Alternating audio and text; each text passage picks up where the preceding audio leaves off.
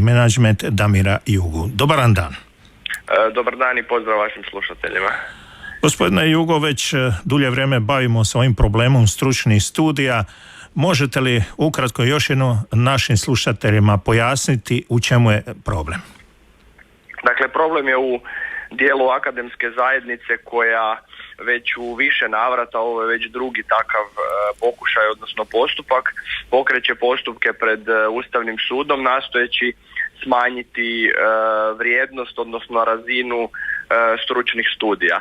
Ono što je bitno za naglasiti, dakle, da je Ustavni sud u ovoj odluci koju je donio privremeno izbrisao stručne studije iz ranga Hrvatskog kvalifikacijskog okvira, međutim ono što je vrlo bitno, nije uvažio zahtjeve predlagatelja, odnosno pokretača ovog postupka, dakle to su 4 pravna fakulteta sa sveučilišta u Zagrebu, Splitu, Rijeci i Osijeku i koji su zapravo pokrenuti pod rektoratom sveučilišta u Zagrebu i nije decidirano rekao da stručni studiji moraju biti razinu niže od sveučilišnih studija. To je jako dobra vijest u cijeloj ovoj priči za studente stručnih studija, ustanove koje ih izvode i upravo zato je sada, da se izrazim sportskim rječnikom, loptica na Ministarstvu znanosti i obrazovanja, odnosno Vladi Republike Hrvatske, da ovaj problem formalno i riješi. Kad kažete izbrisani, ostane li ovakva situacija, studenti se možda i s pravom boje da će ostati bez svoje kvalifikacije koja je bila na razini 6. Dakle, da, studenti se ne trebaju bojati takvog scenarija, to treba vrlo jasno reći, jer im nitko ne može oduzeti njihovu kvalifikaciju. Treba reći da Zakon o Hrvatskom kvalifikacijskom okviru nije temeljni zakon koji zapravo regulira postojanje stručnih studija, to je Zakon o znanstvenoj djelatnosti i visokom obrazovanju koji uopće nije bio predmet ove odluke, u kojem vrlo jasno, precizno i decidirano stoji da u Hrvatskoj postoje stručni studiji, postoje sveučilišni studiji i da među njima postoje neke razlike. Hrvatski kvalifikacijski okvir je zakon koji uopće teoretski ne treba postojati.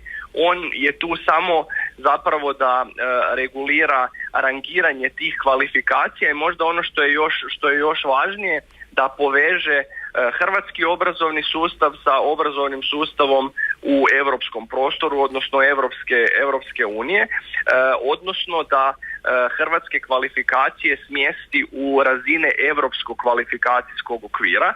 Ono što je ponovo bitno da svi studenti stručnih studija znaju, dakle posljednji prijedlog Ministarstva znanosti i obrazovanja je eksplicite išao za time da se ovo pitanje riješi na način da se stručni studij, odnosno prediplomski stručni studij i dalje vežu za razinu 6 Europskog kvalifikacijskog okvira, a specijalistički diplomski stručni studij za razinu 7 Europskog kvalifikacijskog okvira. Drugim riječima, ako to tako bude, ako nova garnitura i novi ministar u ministarstvu prihvati takvu opciju ili možda predloži još neku ekstravagantniju, odnosno eksplicitniju verziju koja će stručne studije zapravo smjestiti tamo u europskom prostoru gdje su stručni studiji smješteni u svim drugim državama europskog prostora, onda studenti stručnih studija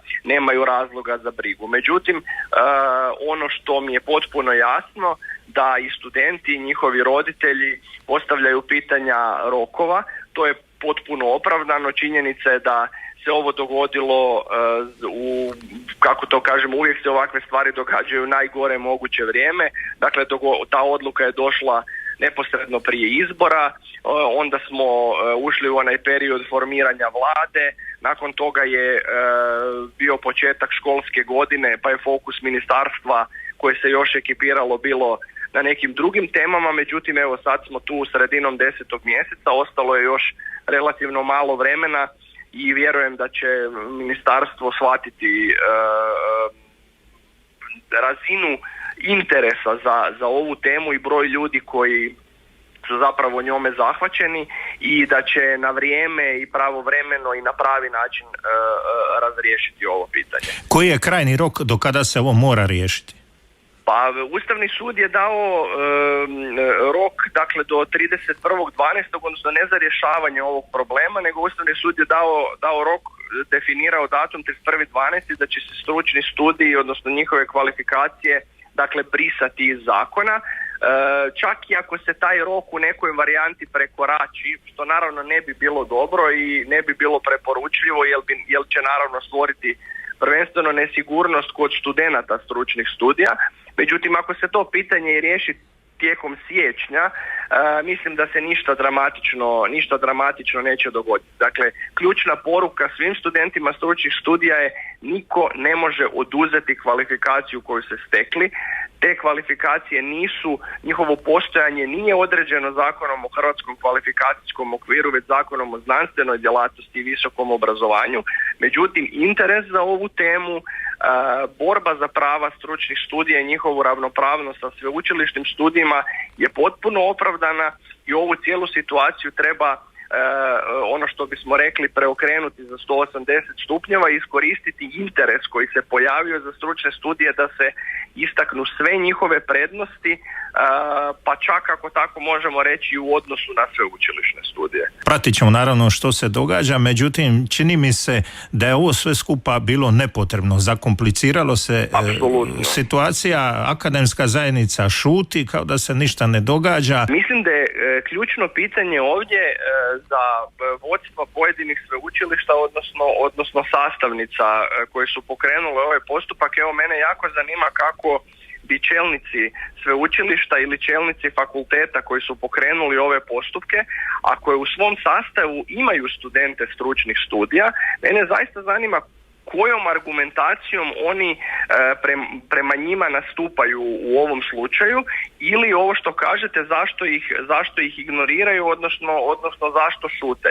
Dakle, čelnici visokih učilišta, kakva god ona bila, njihova temeljna zadaća je voditi brigu o interesu svojih studenata i pokrenut postupak kojem je vrlo jasna namjera da se dio studenata obespravi, jer je vrlo jednostavno za pročitati zahtjev za ocjenu ustavnosti i njegov sadržaj. U tom zahtjevu je stajalo da se od Ustavnog suda traži da donese odluku kojom će se reći da stručni studiji moraju biti razinu ispod sveučilišnih. To Ustavni sud nije presudio, odnosno nije donio takvu odluku. Ustavni sud je rekao da stručni i sveučilišni studiji ne mogu biti na istoj razini, ali nije rekao da ne mogu biti na istoj razini Europskog kvalifikacijskog okvira. Dakle, ovdje je se dogodilo nešto jako loše za Hrvatsku akademsku zajednicu, umjesto da zapravo svi zajedno radimo na promoviranju Hrvatske kao obrazovne destinacije, da radimo na promicanju hrvatskog obrazovnog sustava i hrvatskog visokog obrazovanja. Mi ovdje imamo eklatantan primjer gdje čelnici pojedinih visokih učilišta rade direktno kontra interesa svojih studenata. I zapravo to je najlegitimnije pitanje koje studenti stručnih studija sa sveučilišta, koje ja ne zastupam, ali smo zapravo s njima u potpuno identičnoj situaciji, pitanje koje bi oni trebali uputiti svojim dekanima, pročelnicima, rektorima i tako dalje. Oni bi morali dati vrlo jasan i precizan odgovor na to pitanje. Hvala na sudjelovanju u programu Radio Splita. Hvala vama na pozivu. Nastavljamo našu temu, stručni studij u Hrvatskoj, problemi. Čuli smo što je rekao Damir Jugo, a s nama je u studiju Dijana Radovniković, jedna od čelnica inicijative Stop diskriminaciji stručnih studija. Sinoć je bila jedna debata, tu su sudjelovali i političari, međutim, ono što je bitnije, da nam kažete, ima li naznaka kada će biti riješen ovaj veliki problem za studente stručnih studija? Naznake su te da čekamo da ministar izađe iz samoizolacije, obzirom da nam je odgođen sastanak radi njegove samoizolacije.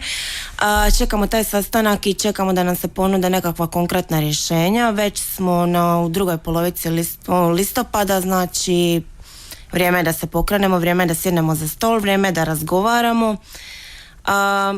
ništa nam do sada nije konkretno ponuđeno. Postoji prijedlog zakona koji je napravljen za mandata ministrice Divjak. Mi se s tim zakonom slažemo, odnosno smatramo da je povoljan i da je dobar i kvalitetan zakon.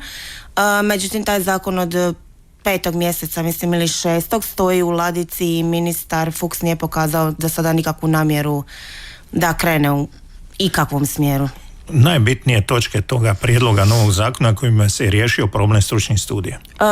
To je zapravo, imamo istu priču imamo kako smo imali do sada, dakle stručni sveučilišni studiji bi bili izjednačeni, bili bismo na istoj kvalifikacijskoj razini, dakle ponovo 180 ECTS-a 6 i 300 ECTS-a 7, samo ne bismo bili razdvojeni onako na podrazine kako smo bili do sada, nego bismo bili razdvojeni kraticama, dakle ST i SV, odnosno stručni sveučilišni studij. To bi bila jedina razlika između ta dva studija. Postoji li komunikacija unutar vašeg odjela? Vi ste studentica odjela za stručne studije ovdje u Splitu. Što vam kažu predstavnici vaše uprave, da tako kažem? Pa evo, nama se nedavno promijenila uprava, znači od 1.10. imamo novu upravu. Mi smo odmah žurno po tom saznanju tražili sastanak sa novom upravom. Dobili smo ga naravno odmah u dan ili dva. Sastali smo se sa novom upravom, imamo njihovu apsolutnu podršku, kao i podršku ostalih profesora, što nije bilo uopće ni upitno od samog početka. Znači, ovdje na odjelu za stručne studije svi profesori i uprava stoji iza vas, iza inicijative. Koliko mi imamo informacije, da. Kakvi su kontakti sa kolegama na ostalim sveučilištima? Što oni kažu? Imaju li oni potporu svojih uprava? Pa tu imamo jedan mali problem. Dakle, puno kolega se žali da njihove uprave uopće ne razgovaraju o ovom problemu, da ne informiraju studente. Na upite studenata tvrde da će sve biti u redu, da se ne moraju oko toga uopće zamarati, da mislim da imaju na pojedinim fakultetima da imaju jako lošu komunikaciju. Evo, primjerice, mi smo sinoć imali tu tribinu koja je trebala biti debata. Bili su pozvani, znači, predstavnici sveučilišta, od rektora do studentskog zbora, profesora, apsolutno svi su odbili poziv. A što se tiče, veleučilišta, visokih škola, to varira od ustanove do ustanove. Dakle, imate gdje su odlično informirani, imaju odličnu komunikaciju, a imate gdje se apsolutno nikakva komunikacija ne događa. Dobro, možda nisu došli zbog toga što ipak to organizacije bilo jedne političke stranke.